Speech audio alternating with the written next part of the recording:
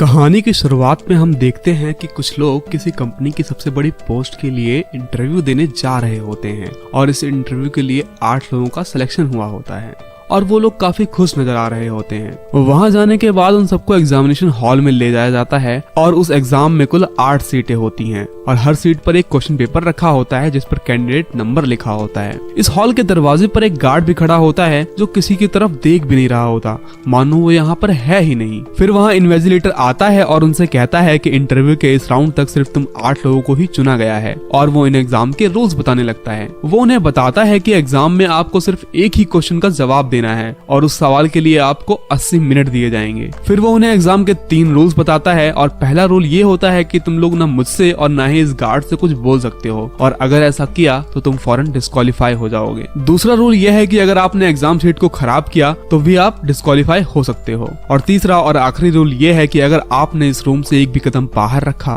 तो आप डिस्क्वालीफाई हो जाओगे। इसके बाद वो उनसे पूछता है एनी क्वेश्चंस, जिस पर सब खामोश रहते हैं और इसके बाद वो हॉल से बाहर चला जाता है।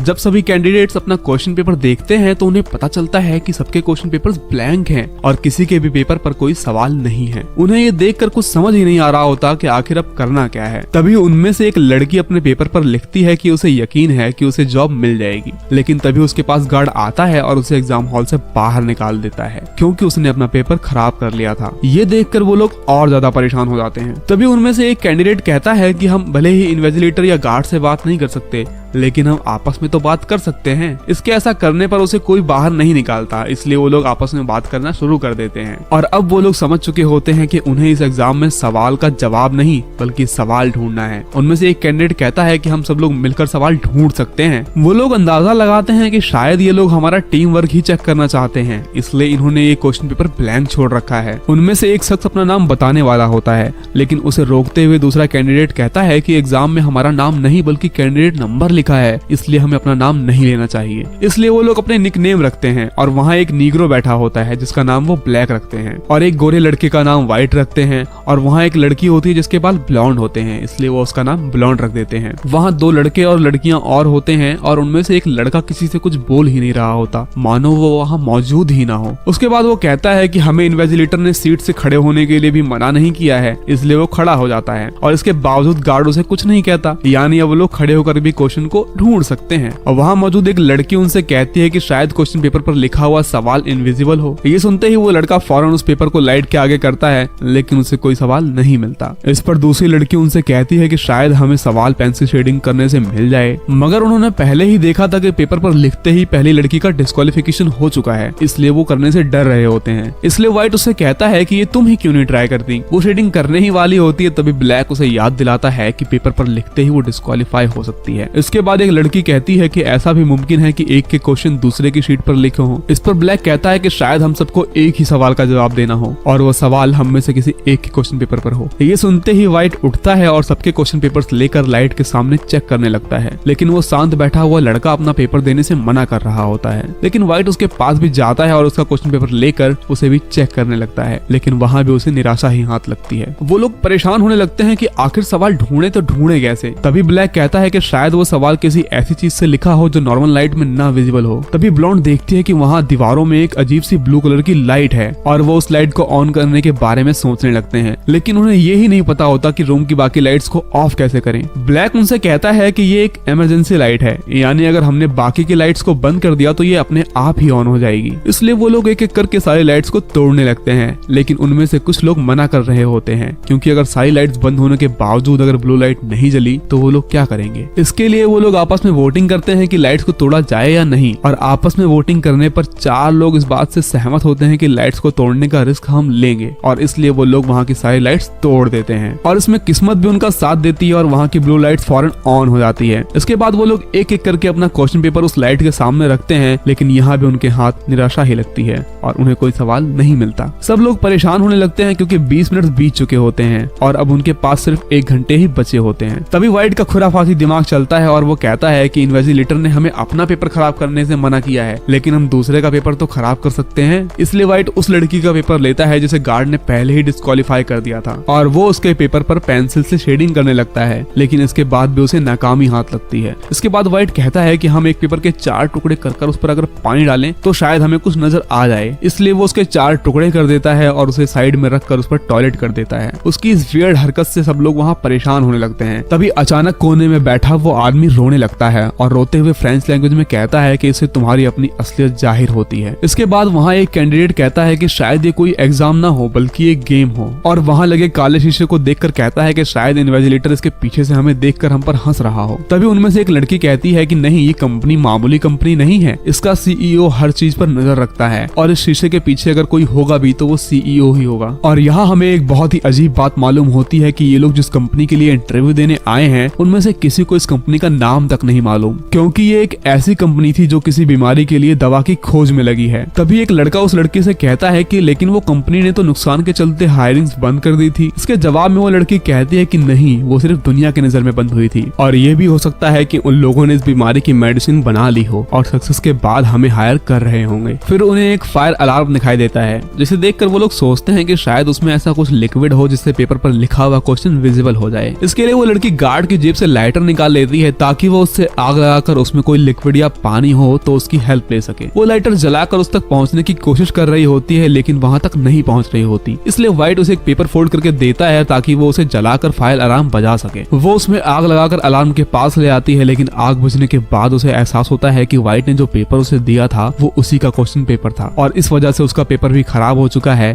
और इसलिए गार्ड उसे भी बाहर निकाल देता है। और अब इस एग्जाम के लिए सिर्फ 6 लोग बचे होते हैं। लेकिन व्हाइट की इस हरकत पर ब्लैक को बहुत गुस्सा आ जाता है और वो उससे कहता है कि I should punch your lights out, और उसके ऐसा कहते ही वहाँ की लाइट्स बंद हो जाती हैं। ब्राउन उसे गुस्से में कहती है कि ये तुमने क्या कर दिया, तो उनके पास खड़ा हुआ एक लड़का कहता है कि लाइट्स आउट कहने पर लाइट्स ऑफ हो गई और अब मैं लाइट्स ऑन बोलूंगा तो लाइट्स ऑन हो जाएंगी, और उसके ऐसा कहते ही लाइट्स ऑन हो जाती हैं। तब उन्हें पता चलता है कि ये सभी लाइट्स वॉइस कंट्रोल पर चल रही होती हैं। तभी वहाँ खामोश बैठा हुआ वो शख्स उनकी बातें सुनकर गुस्सा हो जाता है और रोने लगता है। इस पर व्हाइट उसके पास जाता है और कहता है कि तुम अपना पेपर फाड़ क्यों नहीं देते, और उसके कहने पर वो अपना पेपर फाड़ देता है, और उसके ऐसा करते ही वो गार्ड उस खामोश बैठे हुए आदमी को वहाँ से बाहर निकाल देता है, और जाते वक्त उसका चश्मा नीचे गिरकर टूट चुका होता है। व्हाइट की इस हरकत पर ब्लैक को गुस्सा आ जाता है और वो उसे जोर से पंच मारता है, जिससे वो बेहोश हो जाता है, और बेहोश होने के बाद ब्लैक उसे चेयर से बांध देता है। कुछ देर बाद उसे होश आ रहा होता है और वो उनसे कुछ कहने की कोशिश कर रहा होता है। तभी एक लड़की उसके मुंह से पट्टी निकालती है और वो उनसे कहता है कि मुझे मेरी मेडिसिन दे दो। तभी हमें पता चलता है कि व्हाइट को भी वही बीमारी है जिसका इलाज वो कंपनी बना रही थी, और उसे हर 1 घंटे में मेडिसिन लेनी होती थी। वो उनसे कहता है कि मुझे क्वेश्चन का पता चल चुका है और तुम लोग मुझे मेरी मेडिसिन दे दो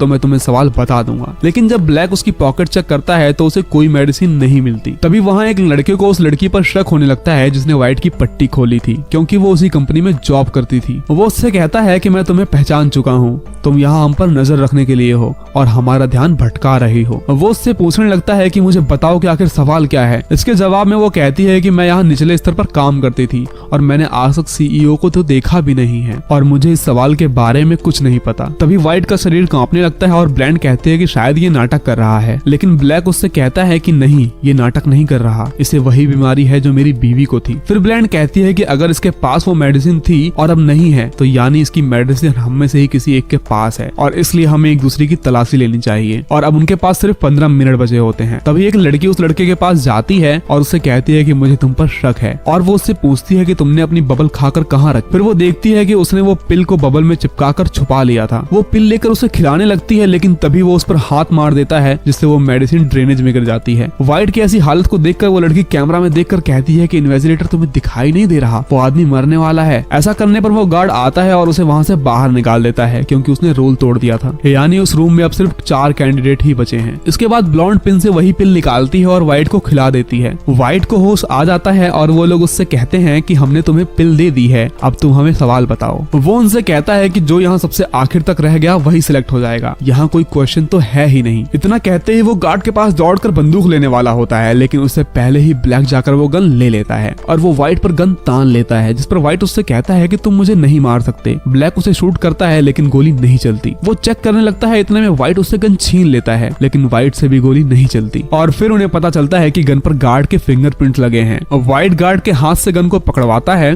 और वहाँ मौजूद दूसरे लड़के पर गन पॉइंट कर लेता है। तभी वो डर के मारे वहाँ से चला जाता है और इस तरह वहाँ सिर्फ 3 लोग ही बचते हैं। और इसके बाद वो ब्लैक से कहता है कि अब तुम्हारी बारी है रूम से बाहर जाने की, लेकिन ब्लैक नहीं मानता और उससे कहता है कि मैं क्यों जाऊंगा। इसलिए ब्लॉन्ड कहती है कि ठीक है, मैं ही चली जाती हूँ। और जैसे ही वो दरवाजे के पास जाती है वो कहती है लाइट्स आउट, और उसके ऐसा कहते ही वहाँ की सभी लाइट्स ऑफ हो जाती हैं और वो वहीं छुप जाती है। और जब वो कहता है लाइट्स ऑन तो वो पाता है कि ब्लैक वहाँ बेहोश पड़ा है और उसके चेस्ट पर गोली भी लग चुकी है, लेकिन ब्लॉन्ड अभी भी वहीं छुपी होती है। पर व्हाइट को ऐसा लगता है कि रूम में सिर्फ वो ही बचा है। तभी वो वॉच में देखता है कि टाइम भी कंप्लीट हो चुका है और वो कैमरा के सामने जाकर कहता है कि देखो, मैंने तुम्हारे सवाल का जवाब दे दिया है और मैं इस जॉब को जीत चुका हूँ। तभी पीछे से गार्ड आता है और उसे अपने घड़ी में टाइम दिखाता है और अभी कुछ सेकंड्स बचे होते हैं, क्योंकि उस खामोश आदमी ने घड़ी का टाइम कुछ सेकंड्स के लिए आगे कर दिया था और व्हाइट समय से पहले ही रोल तोड़ चुका था, इसलिए वो डिस्क्वालीफाई हो जाता है। और इस तरह वहाँ सिर्फ ब्लॉन्ड बचती है। अब वो उस खामोश आदमी के गिरे हुए ग्लासेस को उठाकर अपना पेपर देखती है और उसे वहाँ क्वेश्चन नंबर 1 लिखा हुआ दिखाई देता है, लेकिन वहाँ कोई सवाल लिखा नहीं होता। तभी टाइम पूरा होने पर वहाँ इन्वेजिलेटर और वो खामोश कैंडिडेट आता है। ब्लॉन्ड समझ जाती है कि यही कंपनी का CEO है और यहाँ हमारे बीच रहकर वो हमें चेक कर रहा था। ब्लॉन्ड उनके पास जाकर अपना जवाब देती है नो, और इसका जवाब सुनकर वो लोग खुश हो जाते हैं, यानी ब्लॉन्ड का जवाब बिल्कुल सही था। अब आप सोच में पड़ गए होंगे कि आखिर सवाल क्या था, तो मैं आपको बता दूं, इस एग्जाम का ओनली वही सवाल था जो इन्वेजिलेटर ने उनसे शुरुआत में पूछा था, do you have any questions, और इसका जवाब ब्लॉन्ड ने नो दिया है। लेकिन उसके बाद वो उनसे कहते हैं कि सॉरी जेंटलमैन, मैं आपकी जॉब रिजेक्ट करती हूँ, क्योंकि मैं ऐसी कंपनी के लिए जॉब नहीं कर सकती